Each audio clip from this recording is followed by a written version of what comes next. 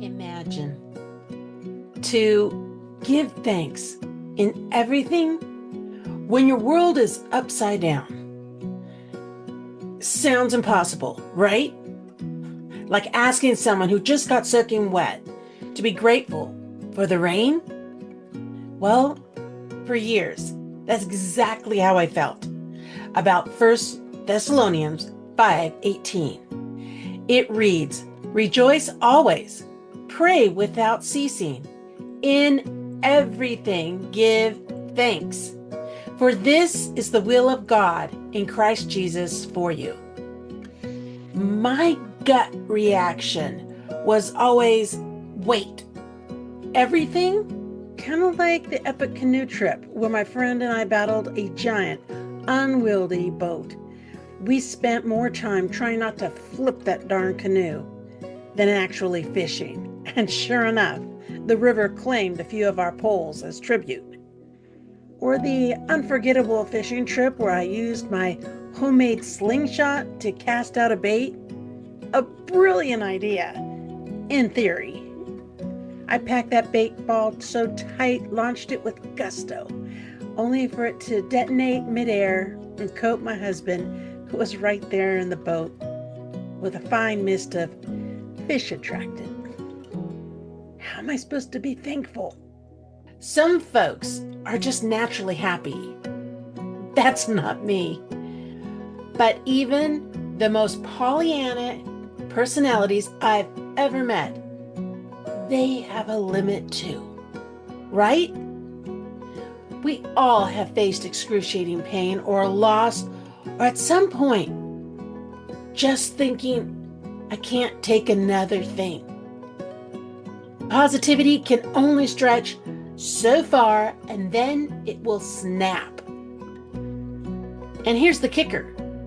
If God created me, and He knows me exactly when I'm at my wit's end, so what was He really asking in that verse? Because if we're going to have an honest relationship, God and I wasn't about to fake thankfulness when I was incredibly in physical or emotional pain. And then it hit me like a memory tucked away for just the right moment. Over 2 decades ago, I heard something from Joni Eareckson Tada.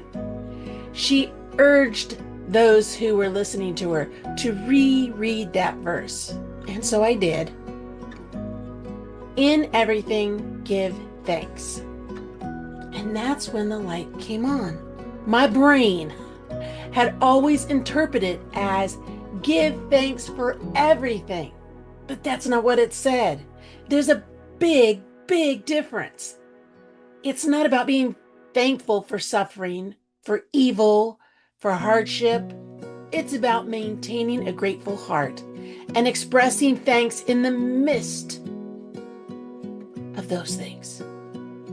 It's about finding God's goodness, even when life isn't playing by my rules or yours. It's in everything, give thanks, not for everything, give thanks. If Johnny, who is paralyzed and can thank God, I'll try it. And when I started practicing this, and let's be honest, it's a practice, and I'm still practicing. Not a perfect science. Something always shifts. Even when my heart isn't feeling it at first, it eventually follows. And when the pain might still be there, physically or emotionally, I'm obeying God, and somehow my eyes open to the little and big things around me. Things I couldn't see before. The loving friends who are praying for my health. The consistent sunrise and sunset. Or the people who stick by me when I'm just grumpy and snippy. It's the pure joy of our children and grandchildren. It's the thrill of reeling in that big fish that put up an epic fight. Or witnessing someone finding hope in Jesus. So if I have to hit the brakes on my day's plans, because of a surprise migraine or other health situation, you better believe I'm asking God for healing. But I'm also finding things to be thankful for. The soft pillow my head is on while my head is hurting.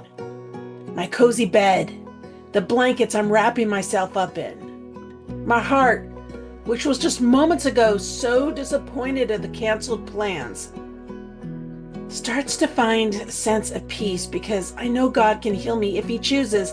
And if He doesn't, I can still search in my circumstances to find something, big or small, to be thankful for.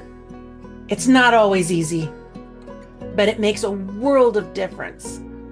Now, what's one thing you could be thankful for today, even if life feels like everything is being thrown at you but the kitchen sink?